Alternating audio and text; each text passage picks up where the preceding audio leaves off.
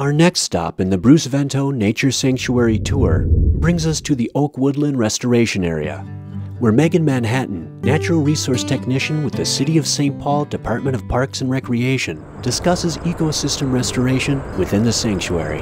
So when you look at the sanctuary, it looks really natural, but actually a lot of work has gone into creating what you see here today. It's really like a 27-acre garden.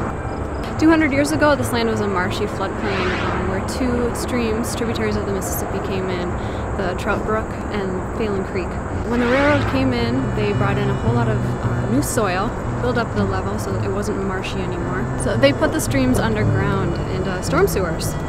The land became contaminated because it was railroad land, and so when we restored the sanctuary, we had to take out a whole lot of contaminated soil and bring in new clean soil. After the railroads left, there was a lot of buckthorn and other invasive species. It was a huge mess in here. So when you look at pictures of the sanctuary in 2005, you can see that there wasn't a lot of vegetation there. We had removed all of the invasive trees, and it was really just a blank slate. Partners including the City of St. Paul, Lower Phelan Creek Project, Minnesota Department of Natural Resources got together and created a natural resource management plan. The plan outlines several different ecosystems that we're trying to restore. If you look at the map, the sign shows a map of all the ecosystems that we're striving to recreate in the sanctuary. Where we're standing right now is being restored to an oak woodland. So we've got bur oak, pin oak, and red oaks. We've also got a few other native trees and then an understory of native shrubs that's very diverse. When this area is mature, we'll have tall trees as a canopy and then an understory of native shrubs. Just down the hill is an oak savanna, and oak savanna is related to an oak woodland. It is basically oaks scattered amidst native prairie grasses and forbs. So the oaks that you see behind me that are in straight rows are a design feature, part of the park. We planted them along the slabs where the railroads used to run to remind us of the history of the park and what used to be here before we did the restoration. The land between me and the railroad tracks is restored to prairie. There's lots of native wildflowers and grasses. It was seeded pretty early on in the restoration, so it's one of the more mature parts of the sanctuary. It's responded really well to our prescribed burns. Prairies have evolved with fire, and so they really can't live without fire in Minnesota. We've tried to burn the sanctuary, sections of it at a time every year for that past probably 5 or 6 years, and it's done really well. It's kept out a lot of invasive trees and also allowed the grasses to outcompete the non-native plants that have attempted to invade the prairie.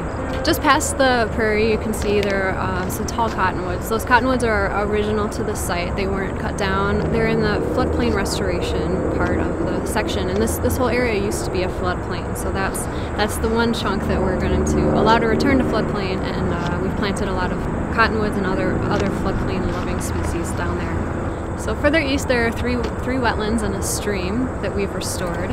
All the water that goes into the stream and the wetlands comes from underground springs. It's not stormwater fed. The water's actually really clean. The wetlands were placed in special spots, and they're lined with clay so that the water doesn't seep into the contaminated soil underneath and then contaminate the groundwater. So we actually did a lot of work creating those wetlands. There's a few cool ecosystems down by the stream. There's a tamarack seepage swamp, and then there's also a wet meadow. So there's a lot of water-loving plants.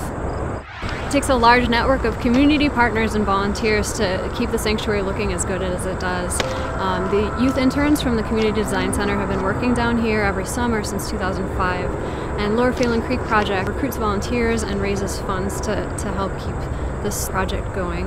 One volunteer group that comes here every year is the 3M's Eastside Lab.